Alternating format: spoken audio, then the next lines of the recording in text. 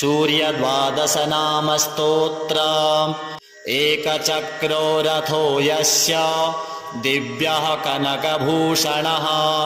सौमे भवतु सुप्रीतः पञ्चहस्तो दिवाकरः आदित्यः प्रथमं नामं द्वितीयं तु दिवाकरः तृतीयं भास्करः प्रोक्तं चतुर्थं तु प्रभाकरः पंचमं तु सहस्रांशुः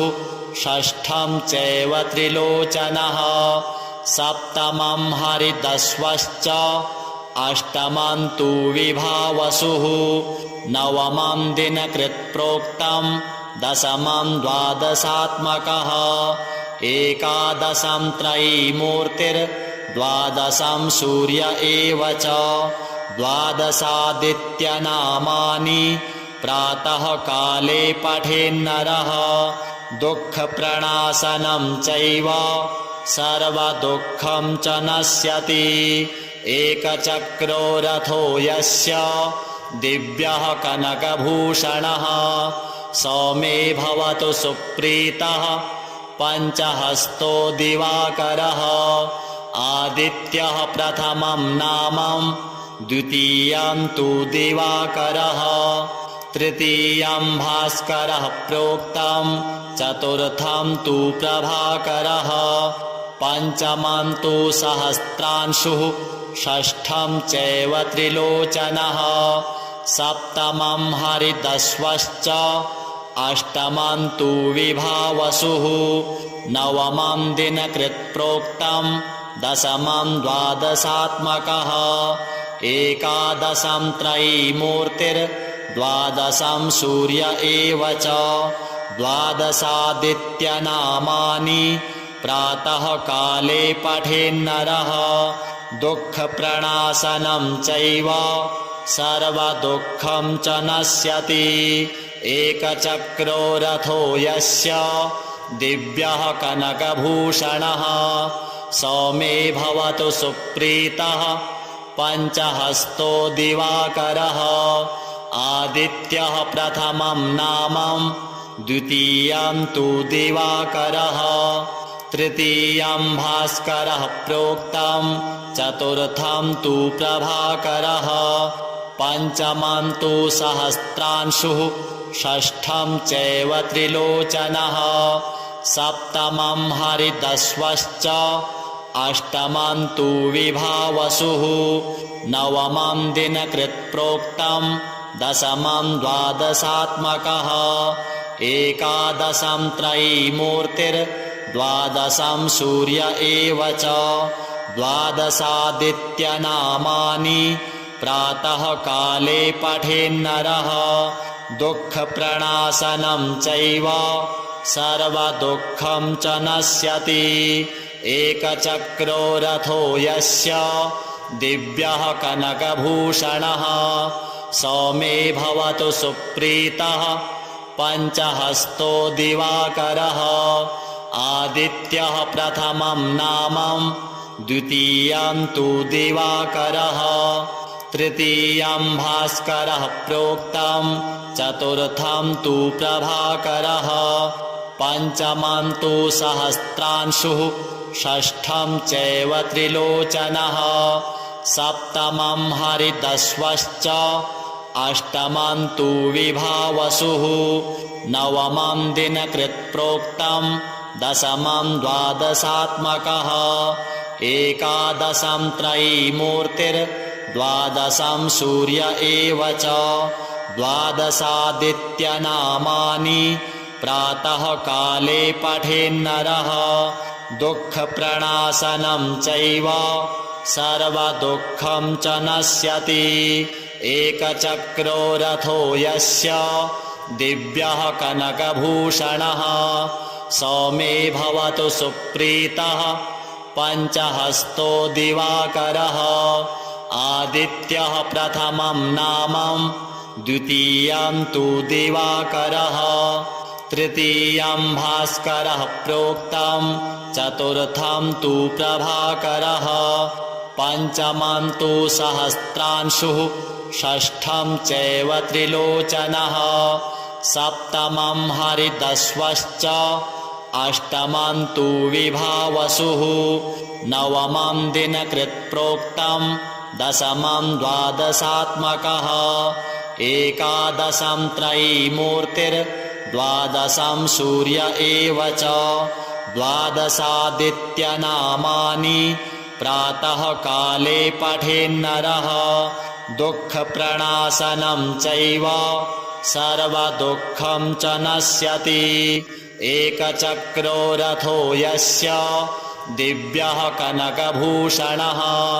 सौमे भवतु सुप्रीतः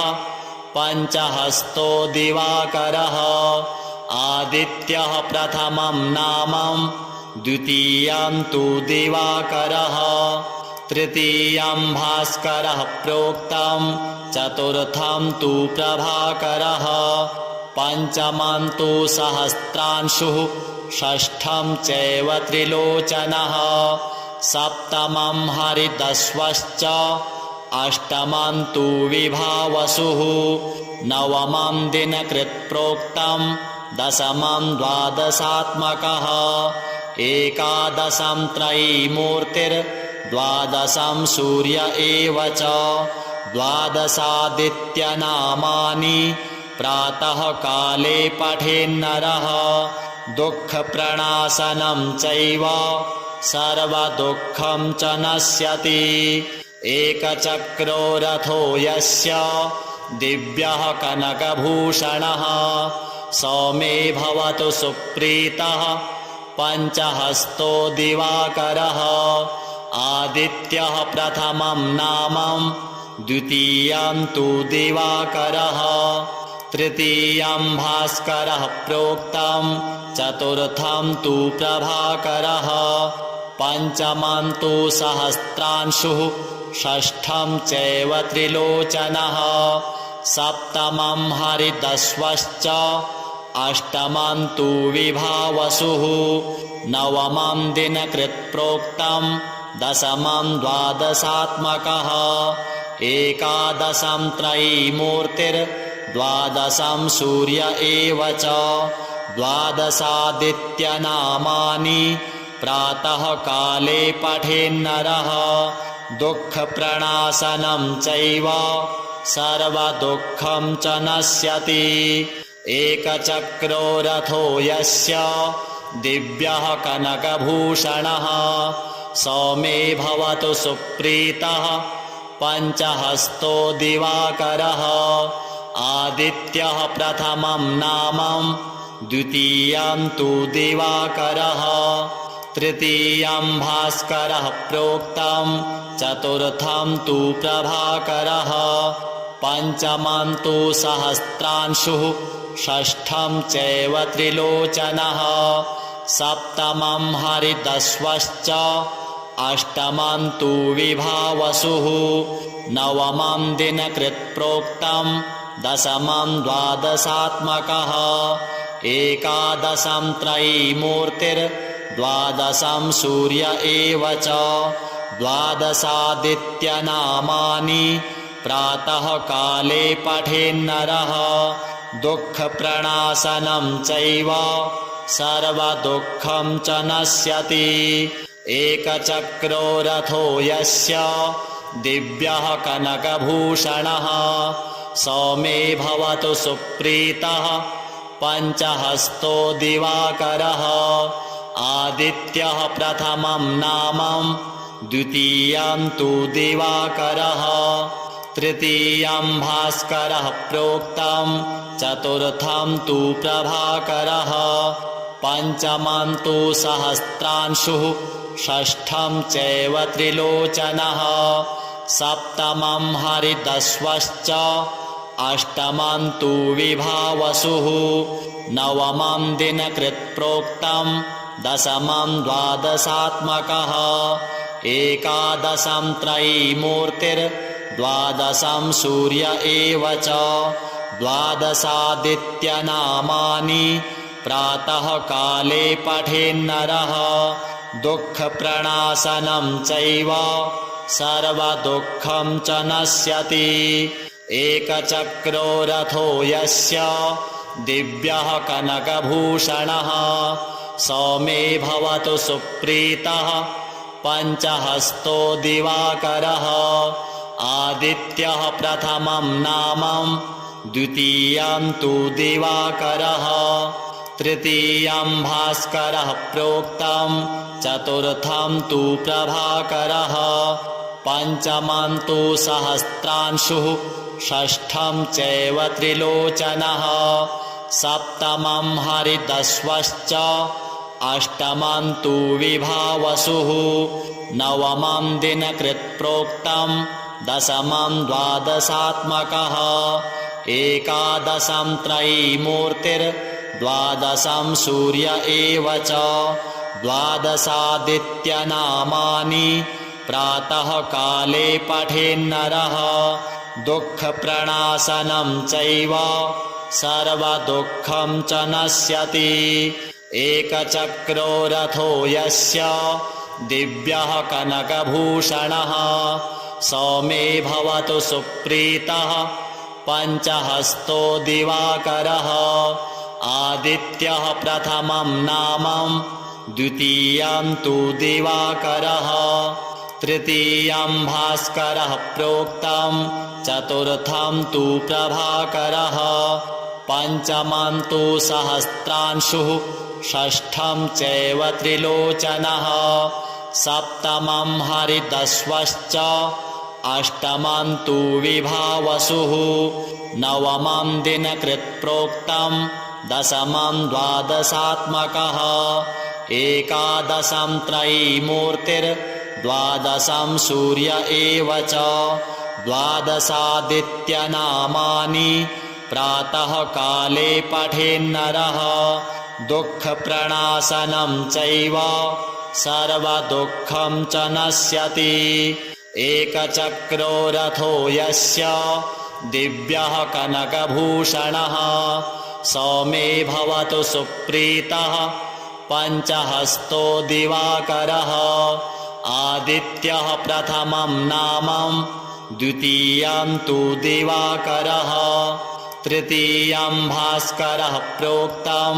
चतुर्थं तु प्रभाकरः पञ्चमं तु सहस्रांशुः षष्ठं चैव त्रिलोचनः सप्तमं हरिदस्वश्च अष्टमं तु विभावसुः नवमं दिनकृत्प्रोक्तं दशमं द्वादशात्मकः एकादशं त्रयीमूर्तिर्द्वादशं सूर्य एव च द्वादशादित्यनामानि प्रातः काले पठेन्नरः दुःखप्रणाशनं चैव सर्वदुःखं च नश्यति एकचक्रो रथो यस्य दिव्यः कनकभूषणः सौमे भवतु सुप्रीतः पञ्चहस्तो दिवाकरः आदित्यः प्रथमं नामं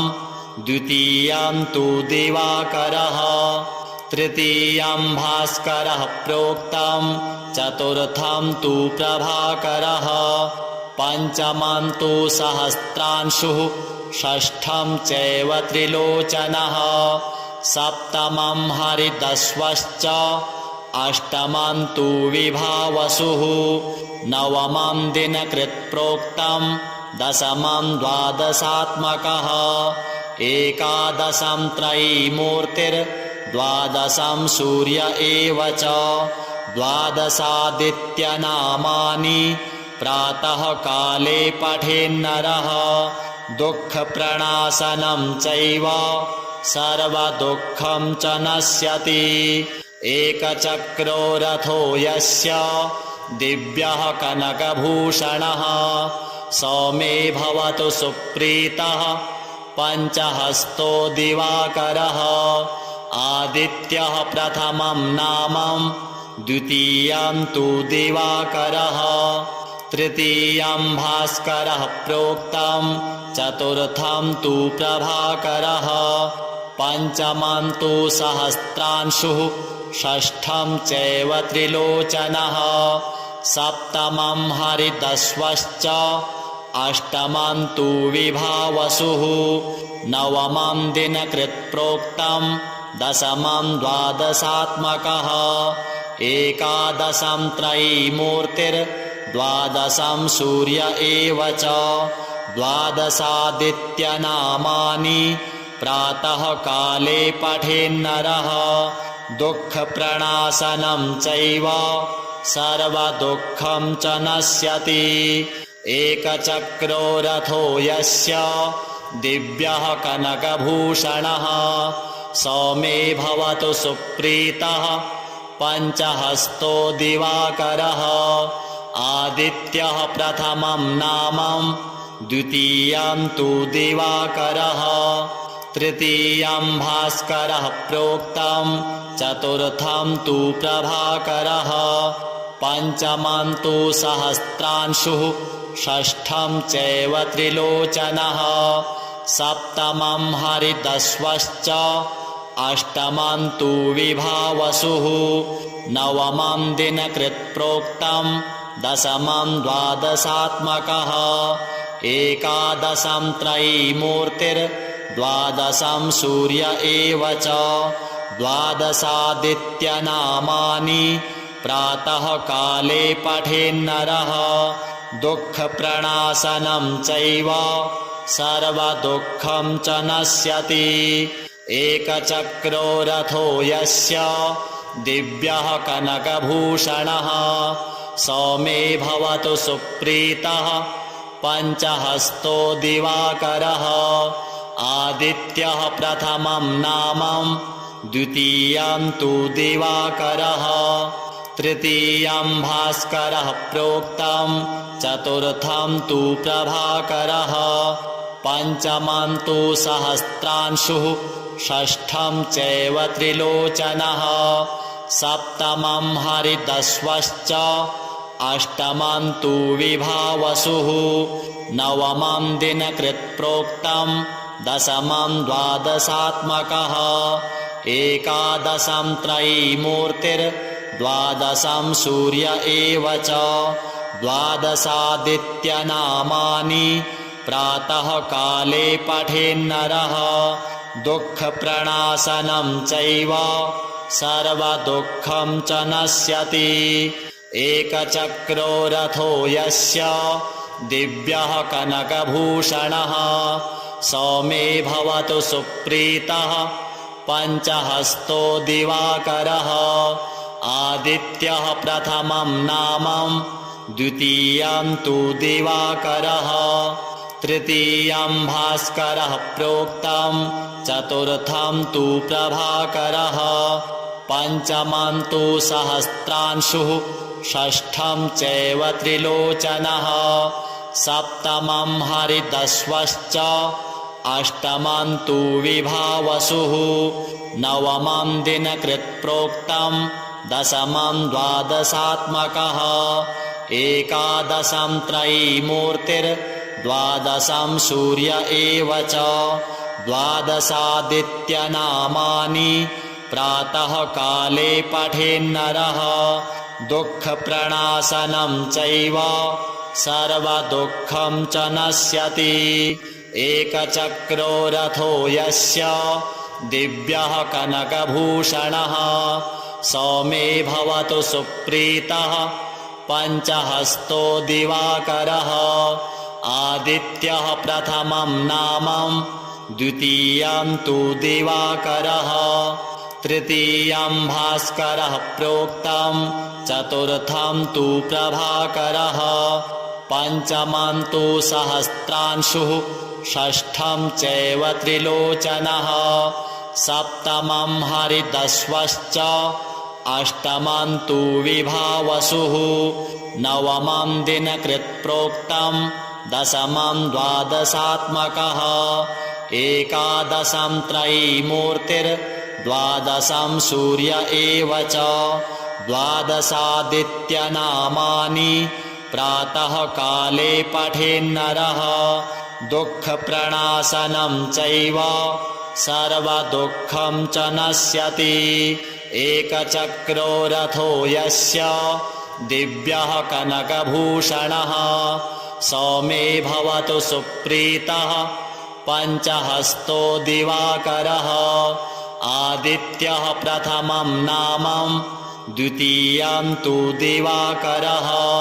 तृतीयं भास्करः प्रोक्तं चतुर्थं तु प्रभाकरः पञ्चमं तु सहस्रांशुः षष्ठं चैव त्रिलोचनः सप्तमं हरिदस्वश्च अष्टमं तु विभावसुः नवमं दिनकृत्प्रोक्तं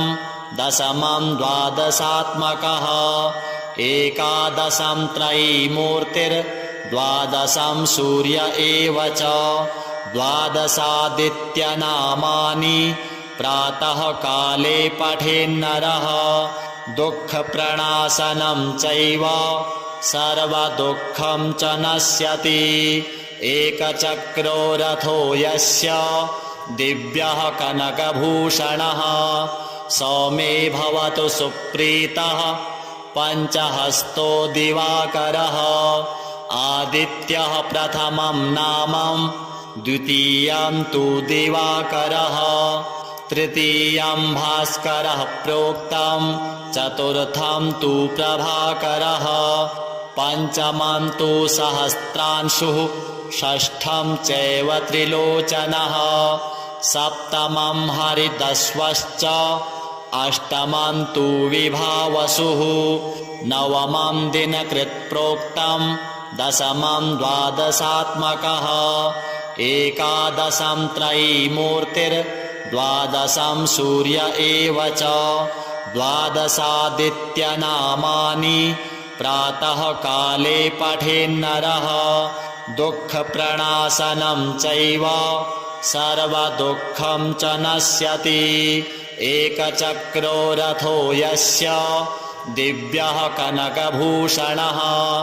सौमे भवतु सुप्रीतः पञ्चहस्तो दिवाकरः आदित्यः प्रथमं नामं द्वितीयं तु दिवाकरः तृतीयं भास्करः प्रोक्तं चतुर्थं तु प्रभाकरः पञ्चमं तु सहस्रांशुः षष्ठं चैव त्रिलोचनः सप्तमं हरिदस्वश्च अष्टमं तु विभावसुः नवमं दिनकृत्प्रोक्तं दशमं द्वादशात्मकः एकादशं त्रयीमूर्तिर्द्वादशं सूर्य एव च द्वादशादित्यनामानि प्रातः काले पठेन्नरः दुःखप्रणाशनं चैव सर्वदुःखं च नश्यति एकचक्रो रथो यस्य दिव्यः कनकभूषणः सौमे भवतु सुप्रीतः पञ्चहस्तो दिवाकरः आदित्यः प्रथमं नामं द्वितीयं तु दिवाकरः तृतीयं भास्करः प्रोक्तं चतुर्थं तु प्रभाकरः पञ्चमं तु सहस्रांशुः षष्ठं चैव त्रिलोचनः सप्तमं हरिदस्वश्च अष्टमं तु विभावसुः नवमं दिनकृत्प्रोक्तं दशमं द्वादशात्मकः एकादशं त्रयीमूर्तिर्द्वादशं सूर्य एव च द्वादशादित्यनामानि प्रातः काले पठेन्नरः दुःखप्रणाशनं चैव सर्वदुःखं च नश्यति एकचक्रो रथो यस्य दिव्यः कनकभूषणः सौमे भवतु सुप्रीतः पञ्चहस्तो दिवाकरः आदित्यः प्रथमं नामं द्वितीयं तु दिवाकरः तृतीयं भास्करः प्रोक्तं चतुर्थं तु प्रभाकरः पञ्चमं तु सहस्रांशुः षष्ठं चैव त्रिलोचनः सप्तमं हरिदस्वश्च अष्टमं तु विभावसुः नवमं दिनकृत्प्रोक्तं दशमं द्वादशात्मकः एकादशं त्रयीमूर्तिर्द्वादशं सूर्य एव च द्वादशादित्यनामानि प्रातः काले पठेन्नरः दुःखप्रणाशनं चैव सर्वदुःखं च नश्यति। श्रीसूर्यार्पणमस्तु।